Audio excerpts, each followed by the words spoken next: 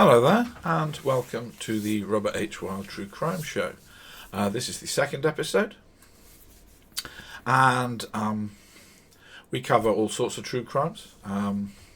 It's not all going to be murders, but today it is. We'll get to some interesting heists at some point. Anyway, today I want to begin with the content warning, which is this is a true crime show. It's not. It handles topics such as murder and assault. There's nothing visual, but there are verbal descriptions, and there is a particularly brutal passage in this one. So that might not be what you're into. This is not really suitable for children. So we'll get into it, and we're going to be doing the Hello Kitty murder. Now, what I'll say about this is a true crime show, so we're going to ascribe one event to psychological stress and guilt, but this story sometimes appears on paranormal discussions, and if you're into that, you may wish to take a slightly different interpretation of what happens or why, but you'll see what I'm talking about when we get there. Okay. So, Hello Kitty. For anyone that's not aware, and you're quite lucky, I think, if you managed to not know Hello Kitty over the years, is a global icon of peace and friendship. A very cute little character.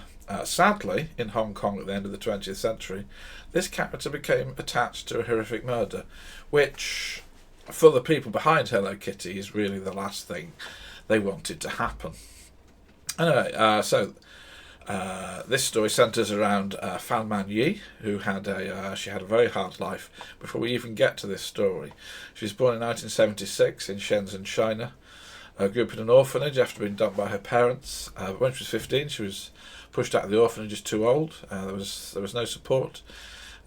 She soon found herself homeless and fell into a combination of drug addiction and prostitution. When she was 21, she'd been working at a brothel called Romance Villa, now in Hong Kong. She married one of her clients and had 2 children, but unfortunately the client was a drug addict and a domestic abuser, and her life was awful.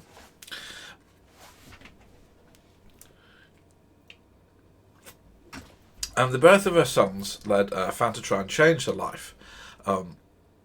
She left her husband, but she didn't manage to escape everything else and ended up working as a hostess at the Empress Karaoke Club, which was a very famous haunt for organised crime, rich people wanting a thrill, drug dealers, prostitutes and all of that. She was desperate for money, very little support. In 1999, she was aged 23, and again, desperate for money, she stole a wallet belonging to one of her regular clients, who was called Chan Man Lok, taking the equivalent of about $500. There was a big problem here, though, because Chan, who was 33, is a member of a local triad, deeply enmeshed in crime. He was a drug dealer, a prolific abuser of women, and he had a complex, possibly sexual, possibly client relationship with Fan. Fan had been a perfect person to bring into his circle, and when he realised she'd stolen from him, she gave him the money back. But he wasn't the sort of man who would let that pass, and he asked her to give him $10,000 as a additional punishment payment. Fan said she would have to pay. She would pay him back, but she would need time. Now, for unknown reasons, Chan decided he wasn't going to wait for this, so he got a group together. He got Luang Wai Long, Luang Shin Cho, and a girl named Lau Ming Fong. Lau's going to become very important in this story. She was either 13 or 14. The newspaper accounts I've read of this differ. She had been groomed. She was a massive victim of abuse, and the men were acting as if she was dating one of them. Anyway, they all got together and they kidnapped Fan from her flat and took her to a flat Chan was renting. It was filled with Hello Kitty products. You'll see this comes back in again later. The plan, when they abducted her, was to sell her for sex from the flat and get the money. But Chan, he was basically a sadist, and instead they spent the next month torturing Fan. so much that she would die. So, across the month that she remained in captivity, she was repeatedly raped. She was beaten with fists and metal bars. Sometimes they hung her from the ceiling to hit her like a sort of pinata. They poured burning plastic and candle wax onto her feet to stop her being able to walk. They rubbed spices into the wounds to cause her agony. They made her drink and eat human waste products, and they liked beating her until she would smile and say she enjoyed it, and until she said that, they would keep beating her. Sadly, after all this abuse, Fan's body gave out, and she died either on April 15th or 14th. It's unclear whether she died alone or whether it was just overnight while the gang were asleep. The gang cut her body into pieces and boiled it so they could dispose of it. Most of the body was dumped out with the rubbish.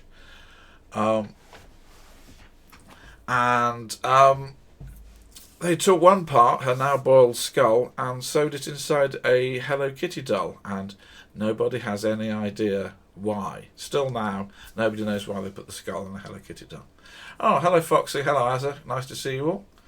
Yep, this is episode 2, and I was going to say I hope you enjoy this story. It's not, I mean, true crime's not, it's sort of a double-edged sword when it comes to enjoying things, isn't it? You don't want to go enjoy it because it's not really pleasant, but it is sort of interesting. Okay, so we'll carry on. At this point, the gang had basically got away with it. The police didn't know what had happened. Nobody was being suspected, and it would all come down to whether one of them broke, and one of them did break. We return now to Lam Ming Fong. On May 24th, she went to the police. She'd been having constant nightmares, and she told the police she was haunted by the ghost of a woman she'd helped kill. Again, if you're into the paranormal, you probably want to major on that bit. We're just going to go for guilt at this point. Now, the police were incredibly sceptical about a early teenage girl saying she was haunted, but to their credit, and this often doesn't happen in true crime, but to their credit, they said, okay, we'll show us. And they went to the flat. In the flat, they found the skull and the Hello Kitty doll, a tooth, and internal organs in plastic bags. So obviously, now they believe her. And the police swung into action. Chan was arrested soon after. His home, where he shared with his wife and his baby, was raided. Leong Weilong managed to get into mainland China, but was caught after a problem with his passport, and they were all arrested. This murder horrified Hong Kong, not just because it's a horrific case, but because Hong Kong liked to think it had one of the lowest murder rates of any major global city, and was much, much safer.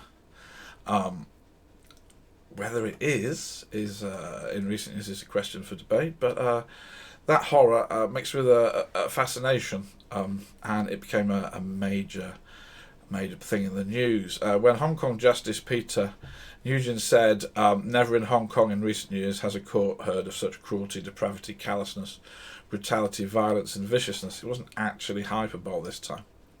Now, the trial began on October 20th, 2000. Lau was given immunity to testify for the prosecution, and yet, perhaps for us at home, this looks like a straight-up murder case. But the law and the defence team came together on a technicality. So little had been found of the body that nobody could actually determine why she died. And this became a major problem. The men said, well, yes, we tortured her, and yes, we dismembered her, but we didn't actually kill her. We didn't actually mean to kill her. It was just an accident. And then they went further and they said she must have given herself an overdose to get out of what we were doing. And again, possibly to us, this just sounds like a set of dodgy excuses. But in the end, on December 7th, 2000, the trio were not convicted of murder. They were convicted of manslaughter, unlawful imprisonment, and preventing lawful burial of a body. The jury could not agree that they meant to kill her, just that they did kill her. And in that area, that meant that although all three were sentenced to life, they could all get parole in 20 years. And indeed, some of them did. Liang Xichou appealed, had it reduced to 18 years, and was released in 2014. But he was back in prison in 2022 for the sexual assault of a child. The block of flats was knocked down, and there was a new hostel built on the site. And again, to this day, nobody really knows why they put the skull on the teddy at all. And that is the Hello Kitty murder.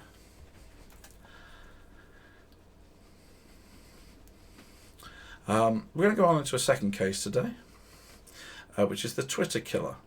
Now I'm gonna be honest about this. I'm going to keep using the word Twitter, even though it's called X. But not because it was called Twitter at the time, but because I'm the sort of person that still calls it Twitter and always will. So I'm going to call it the Twitter killer. But the man I'm going to talk about is called the Twitter killer because it was Twitter then. So here we go. And this one, we stay in Asia and we move to Japan. Oh, thank you for the follow, Bid. Japan has one of the lowest murder rates in the world, but it has some of the highest suicide rates of any wealthy state. And a man called Takahiro Shirashi slid right into the middle of this. He became a killer who lured suicidal people to him, and then he murdered them. And he managed to kill 9 people in just 3 months before he was caught. And he did the whole luring using Twitter. Now, this was a few years ago, and you'll see at the end that Twitter has since changed their policies. But at the time, well, actually, I was going to say, at the time, it was like the Wild West. Then they changed their policies. But, of course, anyone that uses Twitter knows it's now back to the Wild West. So,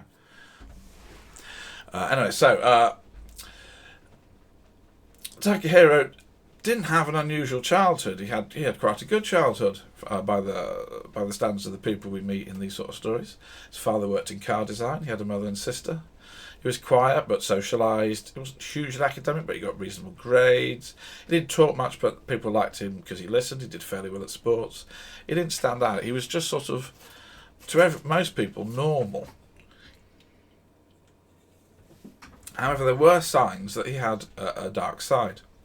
After his arrest, Fuji TV interviewed classmates to say one of their favourite games was that they used to choke each other until they passed out, which is not something I ever would have found fun as a child or even now.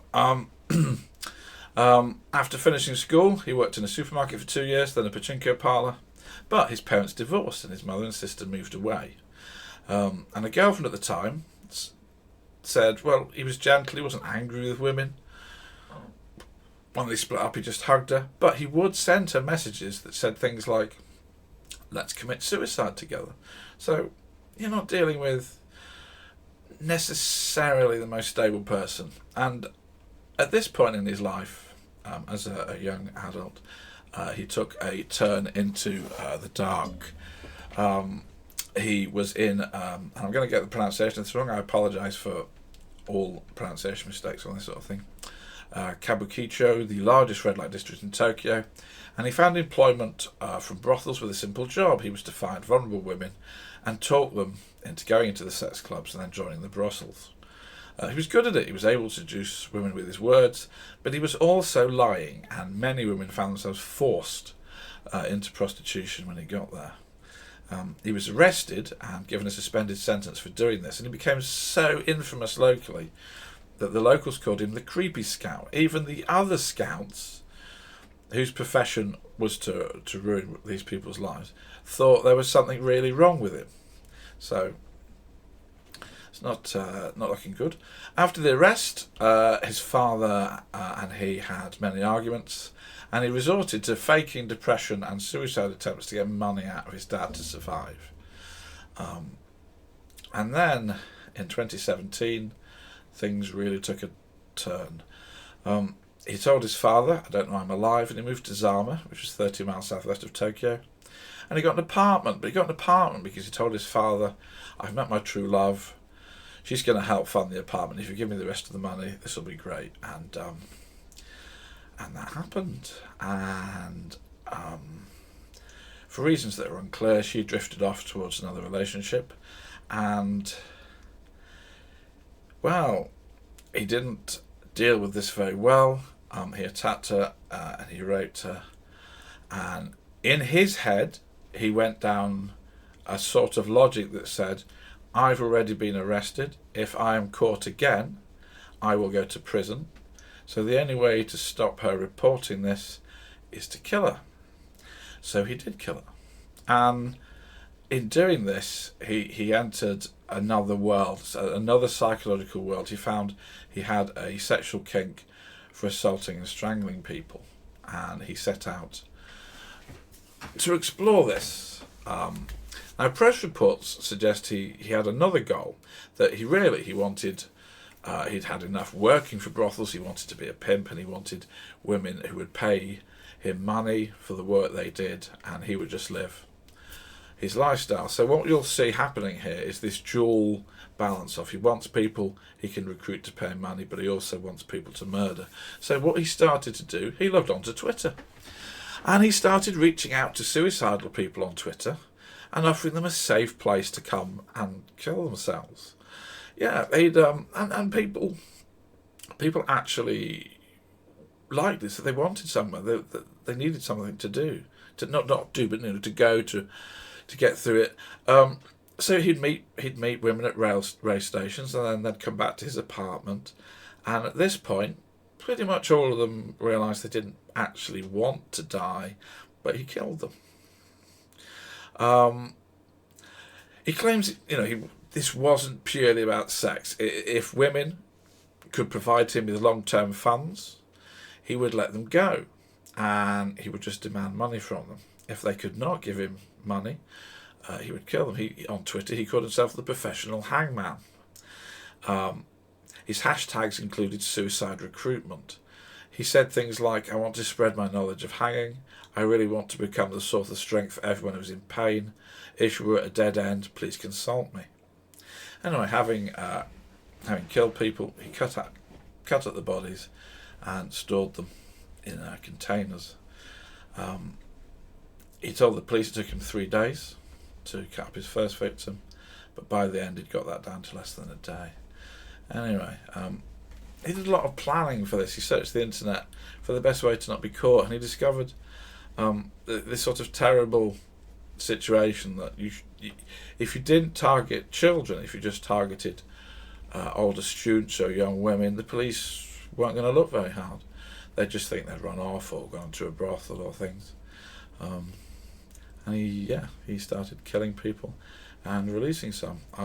One woman came to the apartment ostensibly to kill herself, but she turned up with her boyfriend, and he took them out for a drink, and it was only later he managed to get her alone, then he killed her. I'm just going to have a drink. What he did was he would strangle them unconscious, rape them, and then hang them with a noose from the ceiling. This woman's boyfriend, though, knew she'd been there, so he turned up to look for her, and he killed him too. This was the only man he ever murdered. As more and more women went missing, it turned out that he'd made a critical misjudgment.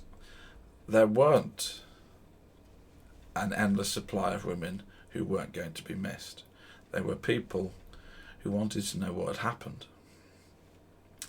And one victim in particular was a young woman who hadn't been able to cope with the death of her mother. She'd been suicidal, and she'd started tweeting, I'm looking for someone who will die with me. She was lured to the apartment and killed. However, her brother didn't just report her missing. He decided he was going to find out what had happened. So he got onto her computers and her phones and everything, and he found the account of this man saying, come here and we'll die together. He called the police. They examined the account and were able to trace other women that were being talked into going to the flat. They recruited one, and they organised a meeting at a train station. They met, she left, and the police went back to his flat. They knocked on the door and asked him if he knew where the missing woman was. They were expecting many sort of replies, many denials, many in their investigations. What doesn't normally happen is what happened here. They said, do you know where this missing woman was? And he said, yes, in that cooler. So they arrested him and did a full-scale search. They found 9 dismembered bodies in coolers and regular boxes all over the flat, which had been put in cat litter. Some parts had been just put in the household waste while they were taken away. They managed to identify 8 women and 1 man with ages ranging from 15 to 26. And he confessed to the whole thing. He never denied it. He said he'd done 9 murders over 3 months. He'd also let 4 people go. 4 people had been lured, and he'd felt, oh, you'd give me enough money. So he let them go. And then it came to the court case. Normally in a court case, it's the defence versus the prosecution. In this court case, it was the defence versus the perpetrator. So we'll begin with a statement from his mother, which said, I want to know why. Were you raised poorly? Why is this possible? Even if I apologise to the bereaved family, I cannot apologise. That's enough. And he complained that his family just disowned him and didn't want anything to do with him, which, I think we're all sat here understanding. But he argued with his defence team.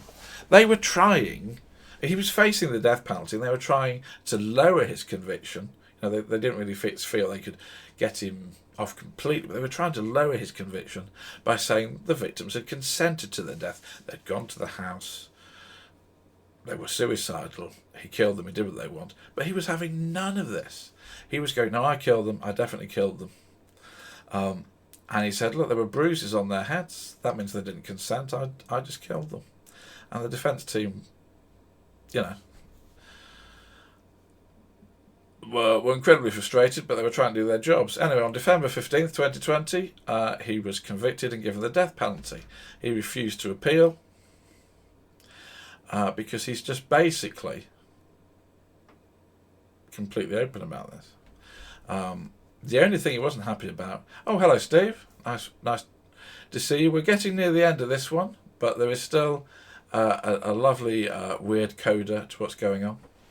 Anyway, a magazine recruited one of his ex-girlfriends and sent them into prison to try and interview him. He didn't really like that. Anyway, Twitter changed their rules to ban the promotion of suicide. But a problem emerged, and that problem was this fascination and this revulsion spawned him as a cult figure. The Straits Times spoke to a journalist called Tetsuya in 2023, and it turns out there is a large group of women who wish they could have been killed by him. Often they've been abused or through difficulties, and they tweet and they Facebook and they're on social media and they dream of him killing them. If anything, Twitter has gone backwards in stopping this sort of thing. It's interesting. It's very difficult to use something like Twitter for more than about 30 seconds without saying a murder at this point. So there is a dark side to that sort of media, and that is the story of the Twitter killer. All right, everyone in chat, thank you for being there. Foxy and Steve, great to see you. That is the end of today. We've done 2 stories. They're shorter stories.